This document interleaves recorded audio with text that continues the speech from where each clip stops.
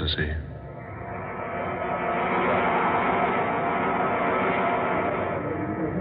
Men call me mad.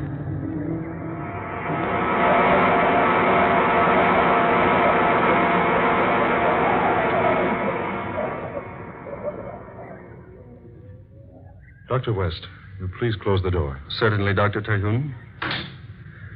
Now, gentlemen, I have summoned you, my two trusted and loyal friends, to divulge a secret that even I myself can hardly comprehend. You've made a new discovery, Charles? Discovery? Yes. I have found another world. Oh, what? Another world, you say? Exactly. Would you please snap off the lights, Doctor? That switch there. Yes, certainly. Now, by means of this special projection machine, I'm going to show you something which will astound you beyond words. I must ask you to remain perfectly still throughout this demonstration. As the picture I'm about to show you progresses, I will explain in detail just what I have done. Now, first of all, to start the machine. Now, observe this picture I've taken on color film. A picture of the new moon. Now, you will notice that the camera has picked up a single ray of the moon. It's focused up on the wall, whereon dances a single tiny moonbeam. The camera approaches the moonbeam. Closer. Closer. Still closer. And then the special film in my camera reaches the lens. The scene changes. Dr. Smith. Gentlemen, please. Now, you see here my other world.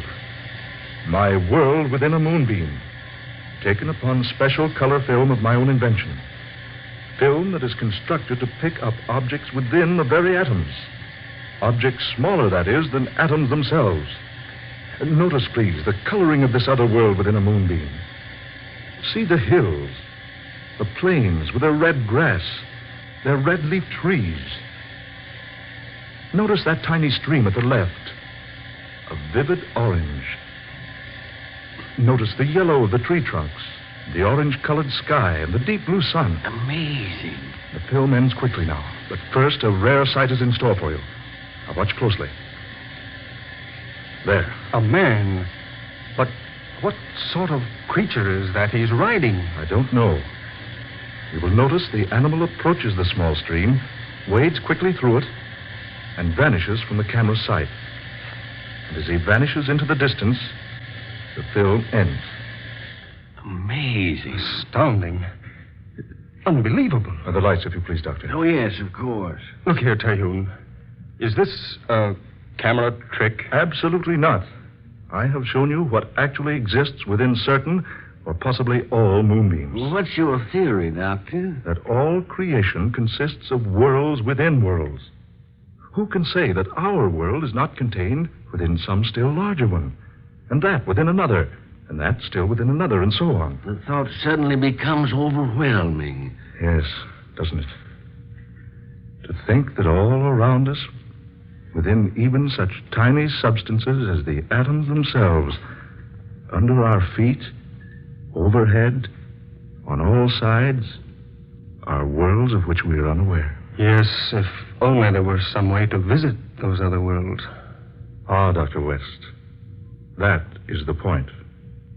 We can. Good heavens, man. You mean you... Yes, just what do you mean? Gentlemen, I plan to enter that world in the moonbeam. Impossible. I don't like to say so, Charles, but aren't you overlooking the laws of dimension, the general medium, laws of nature that are so obvious? Not only that, Terhune, but aren't you appearing a little ridiculous on the face of things? I do not expect you to be convinced until you have seen. We in our profession are not inclined to take such things as we are speaking of for granted. Then let's not waste words, my friends. I propose to convince you beyond all possible doubt. Well, I have no objection to being convinced. Nor I. Though I really believe Terhune has let his imagination win the upper hand. Now, we shall see. Now, here, gentlemen, on this table, you see what looks like an Eskimo igloo, made of crystal clear glass with an opening at one side at the base, much like an entrance to an igloo or tent. Yes, it's about 10 inches high and about 8 inches in diameter. Now, when we extinguish the lights here in this room, and when that curtain is drawn from the window over there, the moonbeam in question will be centered directly through that little glass case. You want us to assist you? Exactly. But what do you intend to do? Well, I have here a number of small capsules filled with a potion whose base consists mostly of radium. What is this preparation? A substance which will cause animal matter to decrease itself many millions of times. In other words, you think it'll make you become smaller. Precisely. But small enough to enter the realm of a single atom? I hope so. Well, have you tried this concoction? Only on animals. First on rabbits and rats. And just yesterday, I sent a dog into the world of atoms. But granting such a feat is possible, don't you think your clothes would also shrink with you? Well, I have found that any object in contact with the animal matter, at the time the capsule is consumed, will be caused to shrink in proportion with the animal matter itself. I found that out yesterday when I failed to remove the dog's collar. But suppose you consume too great a quantity of the potion. I have an equalizer, another mixture which will counteract the first capsule. By taking particular amounts of it, I can stop the reaction of the capsule, and then, having stopped it by taking another dose of the stabilizer or equalizer, I can increase my size again. This is all very extraordinary. I plan to be gone quite some time. I'm asking you two to watch over this little glass case for a 4-day period. You can count on me, too. And on me. Good. Now I shall take a capsule. I'll begin to grow almost immediately. When I've reached about 2 feet in height, I want you, Dr. Smith, to bend down to the floor and pick me up and place me on this table here, beside this little glass case, putting me directly in front of the opening or door of the case. Is that clear? Quite, yeah. Good. Gentlemen, my hand. Good luck, Charles. Smith, We'll follow your instructions carefully, Doctor. good. I knew I could count on you two. Now the capsule.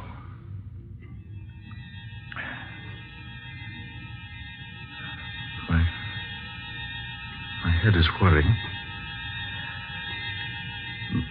My ears are ringing.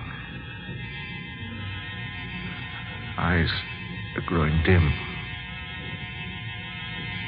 I have a sensation of emptiness in the pit of my stomach. Do you notice any change in my appearance? Good heavens. He's lost a foot in height. Why, you're growing smaller, Terhune. You are, man. You're actually growing smaller. He's 2 feet smaller now. I hope I regain my eyesight before I become too small.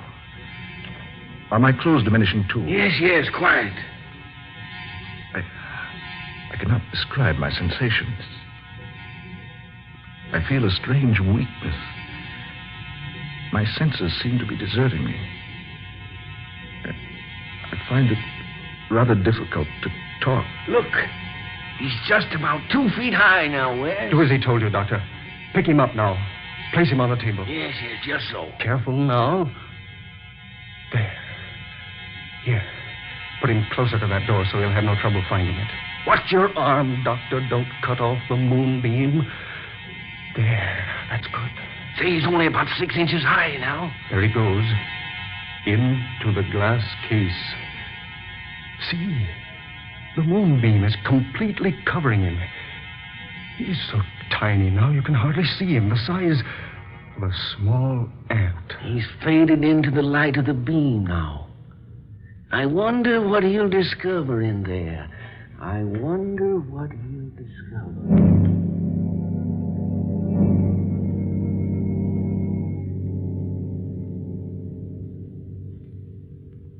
At last, I'm here in another world. Such a strange place. Similar to the place I came from, yet different. Trees, yet with leaves of brilliant scarlet and yellow bark. The grass, also scarlet. An orange-colored sky overhead. A sun of dazzling blue. And the water in the little stream over there. Not blue, but orange. Yes, the colors, all different. Everything else correspondingly the same. Why do you speak so strangely? Oh, I beg your pardon. I thought I was alone. You must be a foreigner. Otherwise, you'd know you're in the king's gardens, and they're quite private. I'm so sorry. Yes, I am a foreigner. If you'll forgive me, I'll leave at once. Oh, no, please. It is our custom to treat foreigners in a friendly manner, and so I bid you welcome. I am the Princess Elena. A princess? Yes, daughter of King Londelier. Surely you've heard of me. No, Princess, I've not. But surely. My father rules the world with kindness and justice, and everyone knows him for his goodness. Princess, will it frighten you if I tell you something? Something most strange. I think not, sir. For you yourself are most strange. Your clothing, the colors, not in the least ordinary, and your features are so different. Princess Elena, my name is Charles Terhune. I'm a citizen of the United States of America. America? I know the world quite well, but never have I heard of America. That is why I fear I might frighten you, Your Highness. You see, America is not in this world. It is in another. You're from another world? Exactly. You see, I am a scientist in my own universe. I discovered your world here, so I found a way to come to visit you. Why, you don't seem at all surprised. No. Why should I be surprised? We've expected you for a long time. Me? Well, not you exactly, but someone. What do you mean? Our scientists have known for many years that other worlds besides ours exist, but they've never been able to discover a method of entering one of them. We've been hoping someone from beyond would find a way here. Amazing. That is why I asked if you were a foreigner. Since my father rules the entire world, naturally a foreigner could only be from another world. This absolutely astounds me. Princess, I must speak to your scientists. Oh, this is so wonderful. The people of our world seem much alike, save in a few minor respects. We look alike, talk alike. We've often wondered how much we would be like the people from beyond. Take me to your scientists, Princess. I must see them. I'll gladly take you to them. But first, I must warn you. You're in great danger. Danger? Our world is doomed. We're falling victims to a strange malady which none of our doctors or learned men can overcome. It is slaying our people by the thousands. A plague? Yes. A mysterious disease. One we've never encountered before in all history. If you would save yourself, use whatever method you have and return to your own world before it's too late. One moment. Princess, will you take me to your father? I don't know why I say this, but perhaps I can help. Oh, no. No, save yourself. I beg of you. Do not remain here to perish. Please, Princess. At least allow me to try to help. You're either very brave or very foolish. Brave or foolish, take me to your father. Very well. But he will only warn you, as I have done.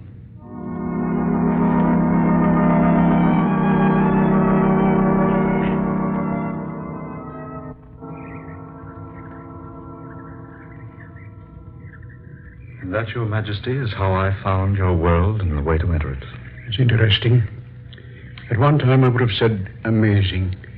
But with our discoveries of other worlds around us, it's now only interesting. I've warned Dr. Terhune to return to his own universe before he falls victim to the plague. Yes, my son, you must. But I would like to help.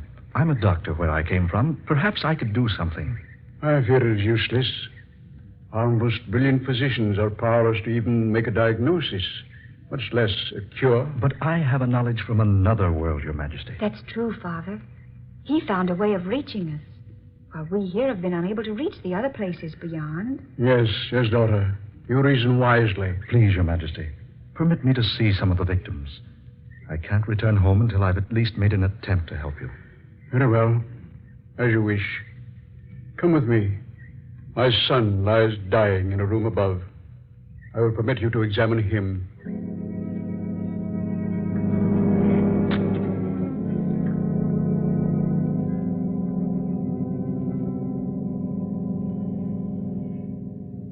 Well, Dr. Terhune? Your Majesty. Dr. Terhune. Heavens, man, this is typhoid. Typhoid? But what is typhoid? We have it on our Earth. Well, tell us, do you know the cure? Yes, Your Majesty, I do. Take me to your nearest medical laboratory. We must prepare a serum, huge quantities of it. We must send it to all parts of the world immediately if we're to save your people.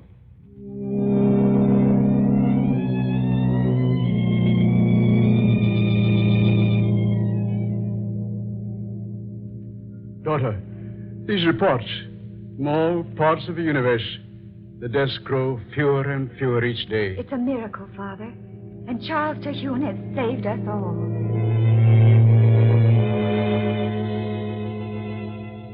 There have been no typhoid deaths now for 3 days. I know. Our fight has been won. The people are clamoring for you, Dr. Terhune.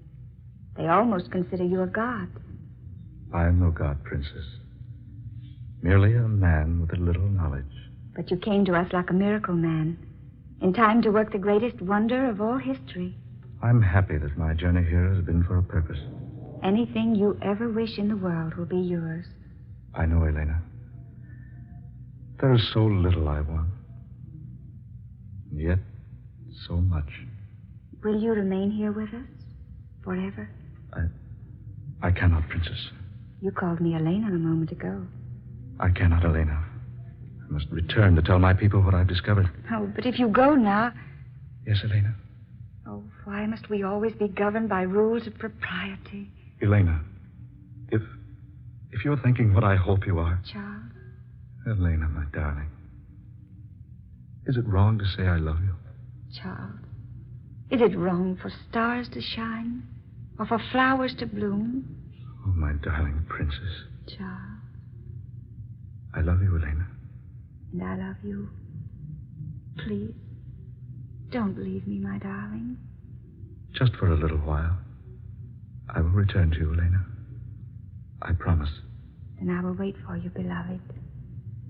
And when you return, nothing in this world or any other will ever take us apart.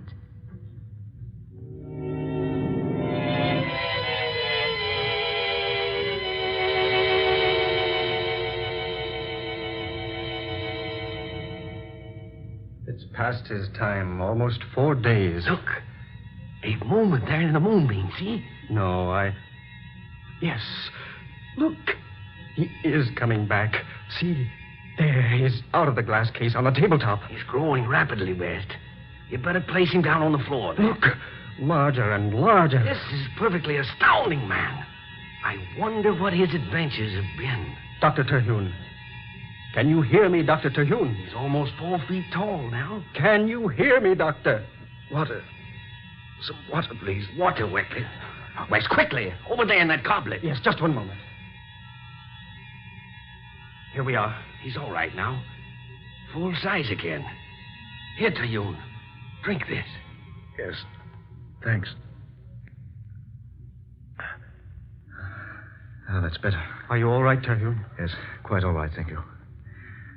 Gentlemen, I have had the strangest experience imaginable. I have visited a world that's amazing and wonderful. Tell us about it. Yes, I will. When I became small enough to enter the moonbeam, I found myself in the exact spot you two saw in the picture I displayed for you. I did not know which way to go, naturally, but after a moment I heard someone speak to me.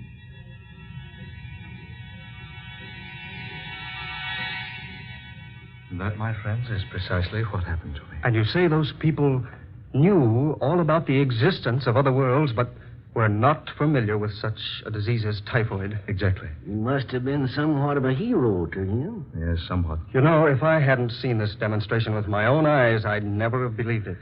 Well, Dr. West, even though I was the one who experienced it, I'm still wondering if it actually happened. Then it happened all right. Yes, we saw you grow small right before our eyes. So small you became almost invisible and disappeared in the moonbeam. I trust you two will confirm any statements I might make to the public about all this. No, absolutely. Certainly, Terhune. By the way, was my sister here during my absence? Why, yes, she was. She acted very strangely, too, but we told her nothing. Well, gentlemen, perhaps I should have told you this before. You see, my sister and I jointly own several hundred acres of valuable oil land in the south. She's a greedy woman. She's tried for years to obtain full possession of the property. She's tried many ways, but her latest method is by charging that I'm insane. No, well, that's ridiculous. Yes, exactly. But she's preferred the charges. Tomorrow at 9, I must appear before a group of alienists who will decide whether or not I'm mentally unbalanced. That is why I had to make my experiment before tomorrow.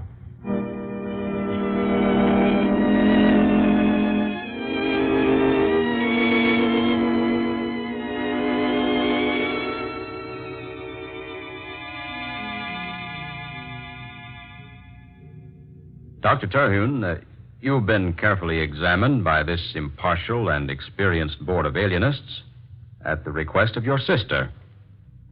It's our decision that you must submit yourself to a series of treatments at whatever sanitarium your sister might choose. No, stop. This has all been so irregular, so unfair. You think I'm mad. Well, the story I've told you is true. I can prove everything I've said. Please, Dr. Terhune. My two friends, Dr. West and Dr. Smith. Ask them. Why haven't you let them testify for me? They saw it. They'll tell you everything I've said is true. One moment. Yes? Oh. Yes, he's here with me now. I see. Yes, all right. I'll tell him. I'm sorry, Dr. Terhune. I'm afraid I have bad news for you. Doctors West and Smith were to have testified in your behalf. But I've just received word that they were both killed a few moments ago in an automobile accident.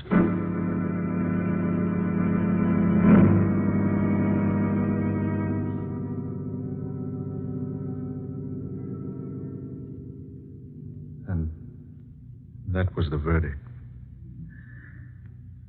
Now men call me mad. So they've locked me here in the cell till the time they can remove me to a sanitarium. Any moment now they'll come for me, whisk me off through the night. My discovery will never be proved. People will laugh for a while, speak of the mad Dr. Terhune. And then they will forget. And for me, no escape. Charles, my darling. Elena. No escape. No escape. Oh, what a stupid fool I am. The moonbeam, of course. The moonbeam.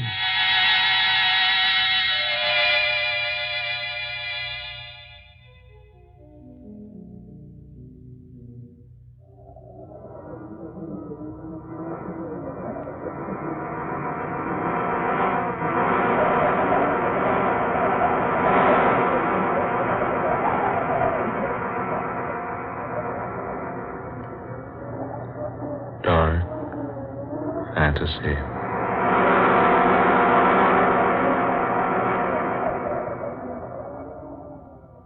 Men Call Me Mad, an original tale of dark fantasy by Scott Bishop. Ben Morris was heard as Dr. Charles Terhune. Eleanor Naylor Corrin was Princess Elena. Fred Wayne was King Londelier. Murillo Schofield was Dr. West. Muir Height was Dr. Smith. And Darrell McAllister was the specialist. Next Friday night at the same time, the National Broadcasting Company will present another tale of dark fantasy, The House of Bread, a strange and compelling drama of Christmas 1941 and that first Christmas nearly 2,000 years ago, told to you by Scott Bishop. Dark fantasy originates in the studios of station WKY in Oklahoma City. This is the National Broadcasting Company.